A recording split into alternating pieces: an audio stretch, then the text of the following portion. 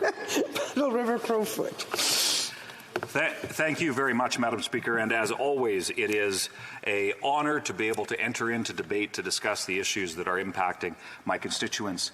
And, you know, Madam Speaker, I would like to note, just before I get into the substance of my debate, how ironic it is that the Liberals often claim that Conservatives are somehow, you know, holding up their agenda by simply doing our jobs. And I would like to highlight how yesterday was a clear example of how that is a falsehood in every way imaginable, because, Madam Speaker, we saw how yesterday Conservatives were ready to debate the budget. In fact, we even moved in a procedural manner to help ensure that we could get to debate the matter. And what did the Liberals do? They wanted to dither and delay, and the consequences are now we have some late night sittings where I fear in the not too distant future we will see time allocation moved, where once again the Liberals will shut down the ability for us to meaningfully debate the important issues like that which is Budget 2023, and specifically the bill we have before us today, one of the Budget Implementation Acts. You know, Madam Speaker, we have this budget. I would just share a few observations first before getting into what my constituents have shared with me about this matter. And it is the fact that there are big costs, big announcements, but little results and even fewer benefits. And, Madam Speaker, the consequences of that are Canadians from coast to coast to coast that are feeling the effects of now nearly 8 years of Liberal mismanagement of our economy, Liberal mismanagement of the federal government, and Liberal mismanagement of virtually everything that this government touches. And more Canadians are losing confidence in the ability for even the most basic of services, the most basic things that a government should be able to accomplish. Canadians are losing faith in those institutions. And we see, instead of the government being able to focus on things like governing, instead of the government being able to focus on things like being able to sign a deal that's 2 years late with public servants, we see the Prime Minister time and time again embroiled in scandal. Embroiled in scandal. Madam Speaker, my advice to any Liberal in this place is cut that guy loose. He is damaging the credibility of you to accomplish anything, and is damaging and eroding trust that Canadians need to have in their institutions. So, Madam Speaker, when we look at Budget 2023, the big picture is not that rosy. We see the fiscal and economic outlook of our country increasingly discouraging for so many. And that is no more clear than the fact that we are likely going to see a recession. And, Madam Speaker, often, because the definition of a recession is a contraction of the GDP over two consecutive quarters. So that's the economic definition of what is a recession. But, Madam Speaker, I would expand that a little bit to include what I would call a functional recession. And it's that if you take into account the per capita GDP, Canada would have been in a recession for many of the last quarters, certainly the last years, with a few exceptions as we saw rebounds from COVID. And it certainly wasn't just because of COVID. The economy was not doing well prior to COVID. And we see, even though the government pumped hundreds of billions of dollars of cash, deflating the value of the Canadian dollar, we are seeing Canadians that are not getting ahead. We see a deficit of $40.1 billion, and the budget won't be balanced for years and years and years. We see this massive deficit to the point where the debt servicing costs, Madam Speaker, if you can believe it, are greater than the deficit itself. So Canadians are having to borrow to even be able to keep up with the extreme spending of this Prime Minister that certainly doesn't know how to balance a budget, I would suspect, in his own life, but certainly not that of the government. We see $43 billion in net new spending. We see $63 billion in gross new spending, and the impact per Canadian household is absolutely astonishing. And debt that is rising to well over $1 trillion, Madam Speaker. That's trillion with a T. And the consequences of that, it's not the government's debt. The Prime Minister may have that illusion. In fact, he said it during the COVID pandemic that they took on debt so that Canadians wouldn't have to. Well, Madam Speaker, here's a reality check for those Liberals. It's that it is Canadians that carry that debt, and the consequences of that hit the pocketbook of every single Canadian. And the failure to recognize that has devastating consequences on Canadians. So, Madam Speaker, you know, it's interesting because the impacts of this budget and the overall fiscal mismanagement are certainly severe. And what's interesting, just if you look at the polls over the last number, generally when big dollars get spent in Ottawa, there's a bump in the polls. Well, we haven't seen that. Now, some would suggest it's because of the Prime Minister's scandalous behavior. Some would suggest it's some of the absurdity that members opposite often spout out about. But, Madam Speaker, I would suspect that Canadians are getting wise to the fact that time and time again these Liberals are just tired, have no new policies. In fact, we see that they have nothing new to offer by the fact that one of the keynote commitments in this budget is not even a new rebate or a new benefit for Canadians, but rather simply a renamed one where they then increase, which we have ensured that saw expedited passage through this House because we see the value in Canadians having a few extra dollars to be able to afford things like groceries or home heating. But the irony is that they simply renamed the GST rebate to the grocery rebate. So now you have functionally them acknowledging that Canadians cannot afford their groceries. The reality is that this Prime Minister and these Liberals have created economic circumstances where Canadians are suffering in ways that is absolutely astounding.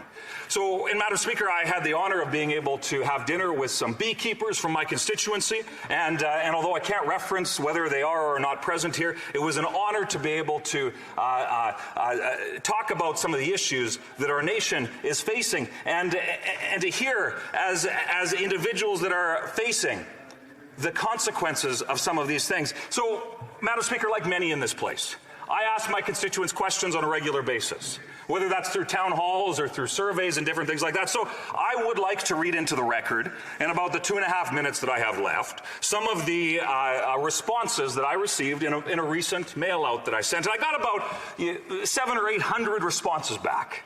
So it's a pretty good representation of what folks in rural Alberta, these are regular hard-working folks that receive my survey and also via paper to every household in my constituency, plus, you know, a whole bunch of emails that I was able to send it out to as well. And Madam Speaker, let me just say that the picture is not very rosy when you see the consequences of this Liberal economic mismanagement.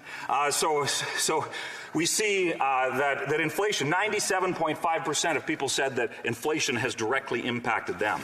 And close to 90% has seen their grocery bill grow by $100 or more on a weekly basis. That so-called grocery rebate, the renamed GST rebate that they couldn't even come up with a new idea, is not even close to covering what Canadians are paying. We see utility bills.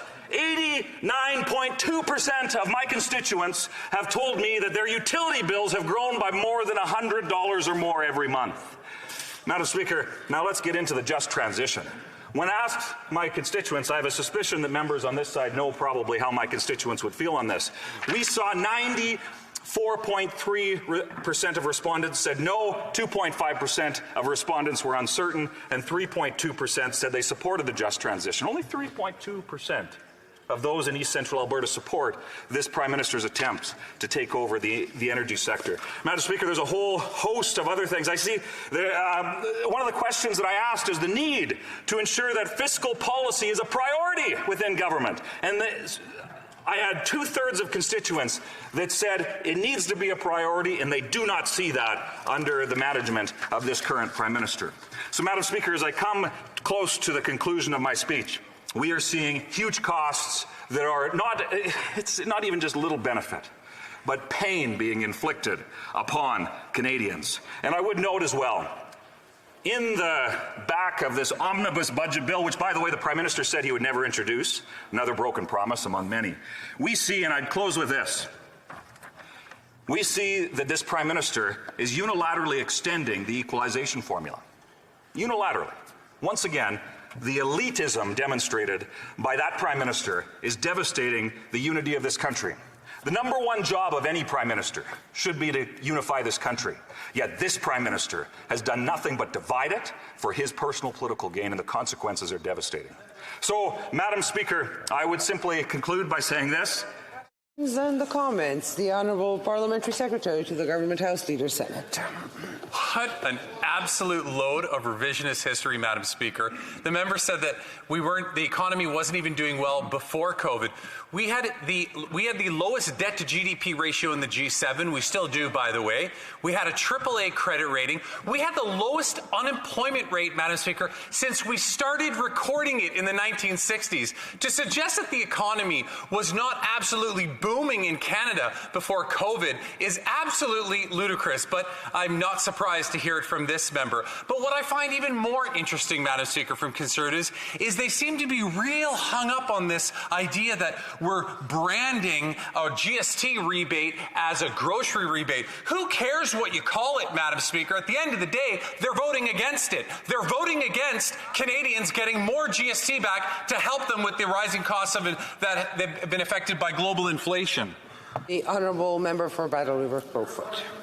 Thank you, Madam Speaker. Well, that member is unequivocally incorrect because Conservatives allowed that measure to be expedited. So he should apologize and retract that statement because it is factually untrue. When it comes to you want to talk about revisionist history. It was that finance minister in those Liberal benches that said only last year that they would never see an increase to the debt to GDP ratio in this country. What happened? Well, Madam Speaker, obviously they were either untruthful or didn't understand the economic reality. Canadians can judge for themselves. When it comes to the reality in which Canadians facing, they weren't doing well before COVID, they suffered during COVID, and they continue to suffer now. And for those Liberals to suggest otherwise is untrue. L'honorable député de Mirabel. The Honourable Member for Mirabel. Honourable Member for Mirabel. Well, our colleague made a very interesting speech, and they're saying that Canada is not in recession because the GDP is increasing. Well, there is a functional recession. There's this concept, and the GDP per capita is going down. So the population of Canada is going up. So it might be through a lot of immigrants, but usually that would point to economic success. But first of all, I'd like to ask the following. Is he not telling us that immigration to Canada is too high? So, Madam Speaker, let's look at the facts. Canadians are suffering. And here is what the reality is. The Liberals have destroyed confidence in so many aspects of our institutions, including the immigration system.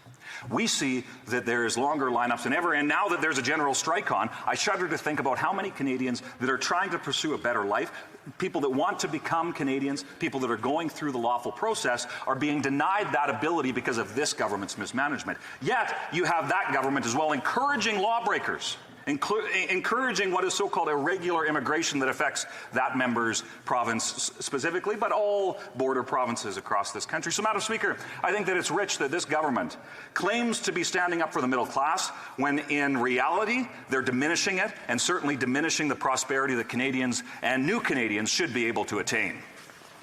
Member for Victoria. Thank you, Madam Speaker, and I want to thank the member for his speech. The member spoke about the fiscal and economic outlook of our country, but also about how Canadians are struggling, and I want to raise one issue that impacts seniors in particular. I was disappointed because the budget made no mention of pharmacare. Right now, 1 in 5 Canadians aren't taking the medicine that they need because they can't afford to pay for it. It disproportionately impacts seniors. Seniors are skipping their doses, cutting pills in half, ending up in the hospital because they can't afford essential medication. And, the member also spoke about reducing government spending, and a national single-payer pharmacare program would save government money. The annual savings are incredible. Within a few years, it would save an estimated $5 billion per year. It's been over 2 decades since the Liberals promised Canadians pharmacare. So does the member agree that the government should stop putting the profits of big pharmaceutical companies ahead of what Canadian families need and deliver single-payer universal pharmacare? The Honourable Member for Battle River Crowfoot. So, Madam Speaker, 2 points. One, the irony of a member of the Socialist New Democrats to suggest that somehow there's something wrong with the budget that they have said that no matter what happens, outside of a few kind of vague commitments that were made in the so-called confidence and supply agreement, is somewhat rich. But the second point that I would make, Madam Speaker, is we have a Prime Minister that has refused to take seriously his obligation to work with provinces to ensure that provinces can deliver the health care that Canadians expect. We have seen that time and time again, and now we're seeing it with a unilateral extension of the equalization formula as a little, side item in their budget bill. Madam Speaker, the reality is Canadians deserve better, certainly better than this Prime Minister.